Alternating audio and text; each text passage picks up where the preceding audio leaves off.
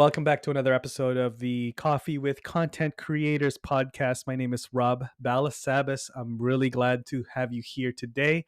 I hope you're doing well. It is a beautiful sunny day here in Vancouver, Canada. Can't complain. It's gorgeous outside, not gonna lie to you. So I hope you're doing well. I know there's some crazy weather happening in different parts of the world, in Texas, and some friends in the States are just having some crazy, crazy weather. And so I hope you're all doing well wherever you're from. One cool thing with if you're in Spotify, if you're listening to this on Spotify, you can actually listen to this podcast on Spotify, of course. That's not new. That's what Spotify is for. But you can actually now comment on podcast episodes on Spotify. And so I saw this news actually pop up on my feed on Instagram through the Spotify for Podcasters channel. And I watched the entire video on how to do it and everything. And I went through my Spotify account on my channel, on podcasts that I listen to, and both on the mobile app, both on the desktop app, the website, the web app, and I couldn't find how you actually comment. So let's try it here. So if you're listening to this, if you're on, Apple or some other platform, then head over to my podcast on Spotify if you're not there already, and let's figure this out. Leave me a comment if you can find it. If you see it, just leave me a comment. Even just say, "Hey Rob," and that's totally cool. I would love to see how that works. I love the fact that they're doing that. I think it's so cool. One of the things about podcasting that I've always kind of like wished was there was more interaction. And so just having commenting, I think is awesome. I think that's such a great move. And I'm excited to see how that looks. And so, so if you're here, if you're on Spotify, if you happen to be listening to this on Spotify, leave me a comment. Let me know where you're from. Let me know what you're working on. I would love to know that. All right. So let's get on to today's podcast. I've got a couple things that I wanted to share with you guys. Yes, there's a thing here that I am testing, and I would love to know if you guys are doing this as well, if you're using this feature. But I am testing Instagram broadcast channels. Some people are like loving these. Some people are not into them at all. For me, I want to test it out because this is just how I've always worked with new features, new tools. I don't want to just take somebody's word for it. I want to test it out myself. I want to see what it's like, how it works. The worst thing that can happen is that it's not for me, and I'm just going to stop using it. I'm just going to say, you know what? But at least I know firsthand, right? And so, as simple as, even with Instagram broadcast channels, I just want to test it out and make sure that how it works, what's all the intricacies of it, how can it play into what I'm doing, but also as I talk to different creators, how can it play into what they're doing? And it might work for some, it might not work for others. So anyways, I started it. I launched my Instagram broadcast channel. It's called the Professional Creator Update. And it's awesome. So, so far, so good. I'm really enjoying it. It's been half a day. And so I'll actually leave a link to join my broadcast channel on Instagram in the show notes and the description. I'd love for you to join. So far, we have 30 members, which is awesome. I just posted it up on my stories, and I think it actually lets all of your followers know that you launched your broadcast channel. So far, we've got 30 members. Pretty cool. We got some engagement going on. We got some comments and stuff like that. And I'm just sharing a few things that I was working on today. So yeah, go check it out. Come on and join us. The heart behind the actual channel itself actually is that my Instagram is kind of a mixed bag. If we're connected on Instagram, you'll know what I mean. There's family content, me and my family kind of, doing our thing when we go on trips and just, life as a dad. Then there's work things, when I go to conferences and when I travel for work. And then there's podcasts that I'll share, or YouTube videos that I'll share, or tips that I'll share. So it's kind of a mixed bag. I have friends following me. I have coworkers following me. I have folks that we're working with at work, other creators, peers. It's kind of a mixed bag. And so broadcast channel for me, I saw it as an opportunity to kind of create a space where I can talk about work, share work related things around the creator economy, media, digital, entrepreneurship, all of those things without having to create a separate Instagram account. And so if we're connected on Instagram, amazing. But if you're really just following me for work things, then perhaps the broadcast channel is where you should connect with me on, right? And so, again, it's all a test. It's all a test. And I am doing nothing but sharing content, testing things out, and then also listening to feedback, listening to how the audience reacts to it. So, yeah, it's fun. Okay, and so there's two things today that I wanted to talk about because I think this is kind of cool. Is that I posted up a sticker, a question sticker, and I got two questions this afternoon from two of the folks that are in the I see. I don't even know I already forgot what it's called. The broadcast channel. So let's take a quick break and let's jump into these two questions.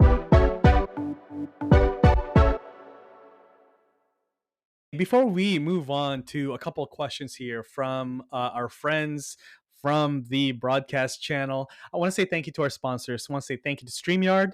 I want to say thank you to Convertkit. Awesome platforms, awesome tools. I use them myself. You should as well. If you haven't checked out these two platforms, then you need to go check them out. They both have free trials that you can check out. And actually, Convertkit just came out with a new pricing plan that allows you to use their free tier, get more access to more tools on their free tier, and you can stay on the free tier with an even larger email list. And so go check out their website. There's links in the description. StreamYard, amazing as well. Go check out their community. Go use them. They got free trials. And so check them out. There's also tutorials on my YouTube channel if you are just getting started with both tools. I have a ton of tutorials on both platforms. And if you go and chat with them, let them know that Rob sent you and that I say hello. All right, now back to the episode.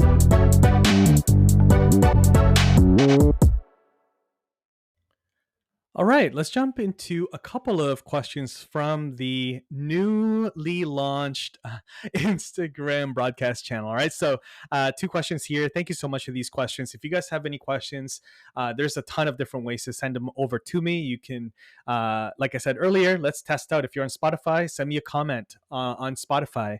If you're on Instagram, head over to my Instagram. There's a link in the show notes or in the description, and join my broadcast channel and submit your question that way. All right. And then, of course, you can DM or me on Instagram or LinkedIn as well. All right. So first question today is from Big Man in the Woods. My friend Mark Yates out of the UK. We actually got to meet Mark in person earlier this year, not too long ago, about a month ago when I was in Birmingham for TubeFest for a conference out there. So Mark, awesome. Thank you so much for this question. Go follow him on Instagram as well. And his question is, I asked the question, what are the top 1 to 2 challenges that you're having with your business right now? And he says, coming up with new and relevant and interactive ideas for content, I'm assuming. So coming up with new, relevant, and interactive ideas. Let me know if you're in the same boat, if you have trouble coming up with new ideas, fresh ideas for content. That's gonna happen. If you're always, creating content, you're gonna come up to a place where you're going to be like, man, what do I create today? Either I don't have enough ideas, or I don't have any ideas, or I've done everything, right? And so you kind of like, all right, what do I do? You're somewhere within that range of like, I don't have any ideas. I have too many ideas. I've created content for all of my ideas, and I need new ideas. All right. So here's some thoughts. These are things that I do myself, and I hope that they help you, Mark, if you're listening. First one is go back to your audience, engage with your audience, right? Give them an opportunity to tell you what you can help them with. Similar to what I did here with the Instagram broadcast channels, just pull up a question sticker on Instagram. It's so easy, right? You can do that on Instagram stories. You can do that really with any social platform. You can even do that on YouTube if you have the community tab, right? Just ask the question, right? Hey, how can I help you today? Hey, what questions do you have that I can help you today? What challenges are you facing with your business? What challenge are you facing with your workouts? What challenge are you facing with your parenting? Whatever your content is about, put it in that angle of like, hey, you tell me, like, what are the challenges? What are the things? What are the pain points that you're experiencing? And hopefully I can speak into them, right? You can also use polls, surveys. You can send this to your email list if you have one. Whatever channel and means that you have to connect with your audience, just ask that question, open-ended, right?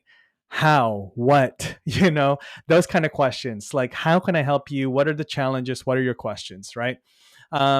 Yeah, like I said, Instagram stories, Twitter polls, YouTube community posts, these are all fantastic ways to source these ideas and these questions from your audience. The other thing that you can do is you can go live, right? You can host a live Q&A session, literally have zero agenda other than to answer questions from your audience, right? And so you can go live on Instagram, you can go live on YouTube, Facebook, so many platforms, right?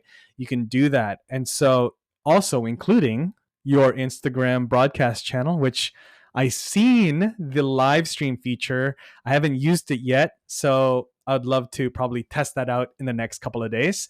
But go live, right? Host a Q&A, ask your audience for questions, and start just answering them. And it's going to spark, I guarantee it's going to spark ideas for you for future content. The other thing that you can do is, I said earlier, go to your audience. I would go to my peers, right? I would go and do collaborations with people in my niche, other creators, other people in my industry. And I would invite them to either join me on my podcast or join me on my YouTube channel or just join me to do an interview for LinkedIn perhaps, or some other platform that I have. And I would invite them for a conversation, right? And you would record that, of course. And you would just have a conversation about something that's either trending in your industry, an idea. You can ask them about their business, their journey. There's so many different ways that you can frame that, but you can have a conversation with people in your niche, in your industry, peers, even teammates, coworkers. If you work for a brand, it's something that you can do as well. Very, very straightforward. And it's really low lift. You don't have to prepare very much. All you need to do is create that space to have that conversation. Okay. You can then also, another thing that I do is I tend to go back to my older content, especially on YouTube. On YouTube. I go to my older content on YouTube. I'll see like, hey, about a year ago, I did this video, it did really well. Hey, 2 years ago, I did this video, did really well. I haven't talked about that in a while. And I would refresh some of my old content, especially if you're in a niche where things change. So I remember very vividly, like there was a video that I did 3 or 4 years ago on the 40 different types of LinkedIn content that you can create. And that was like 3 or 4 years ago. Of course, LinkedIn has changed a whole lot. There's a whole ton of new types of content, not only format, but content that works best on LinkedIn, different ideas, different things, and so that's a video that I can redo, right? I can refresh that video, right? So I would go back to some of my older content. And so those are some things there. Mark, I hope that helps. Let me know if you have any follow-up questions. I appreciate you jumping on and joining me in the broadcast channel right away. I think Mark was one of the first few folks that joined the broadcast channel. So Mark, thank you so much. Go connect with him on Instagram. His handle is big_man_in_the_woods_. So big man in the woods all separated with underscores. All right. So, Mark, thank you so much. Great question. Let's get on to the.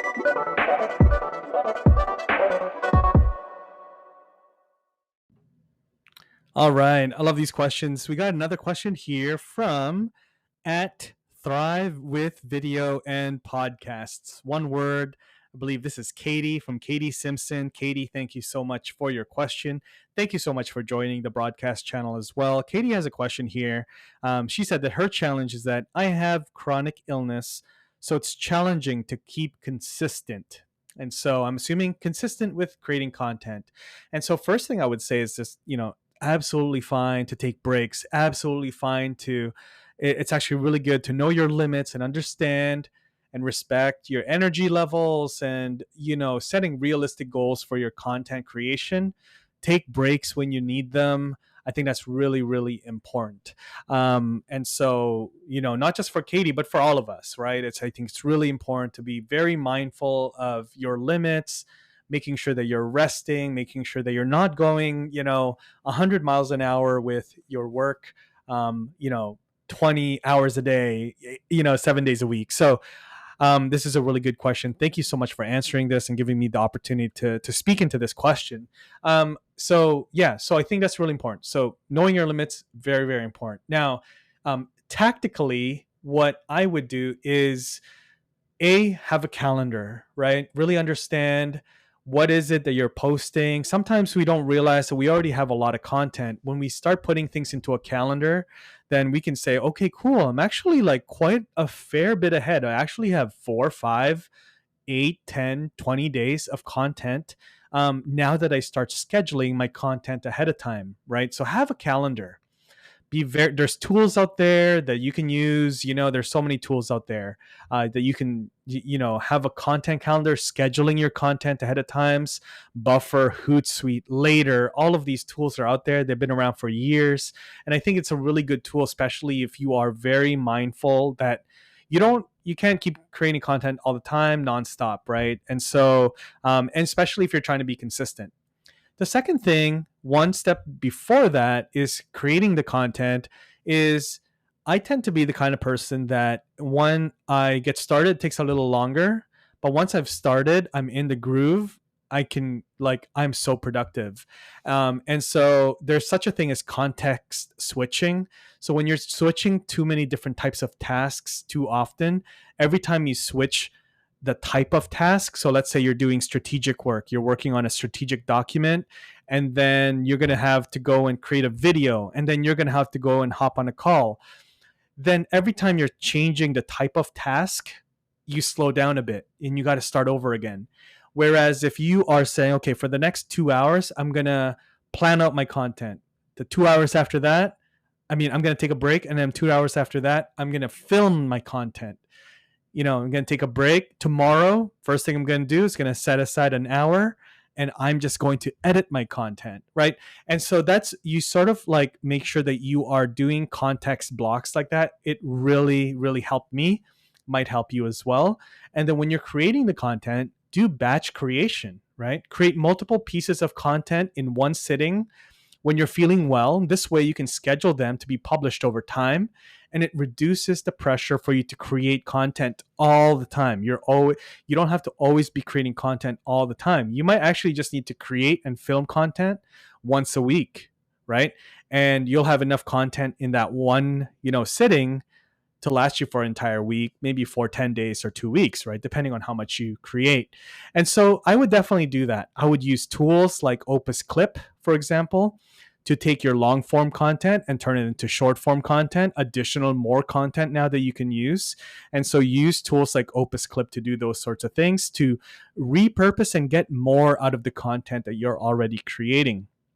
If you can, I would also outsource any tasks that you can. If you're in a place where you can outsource tasks to maybe freelancers, Upwork, hiring a virtual assistant for some of your admin work or other types of work that maybe you don't enjoy as much, do that, right? That's really, really helpful.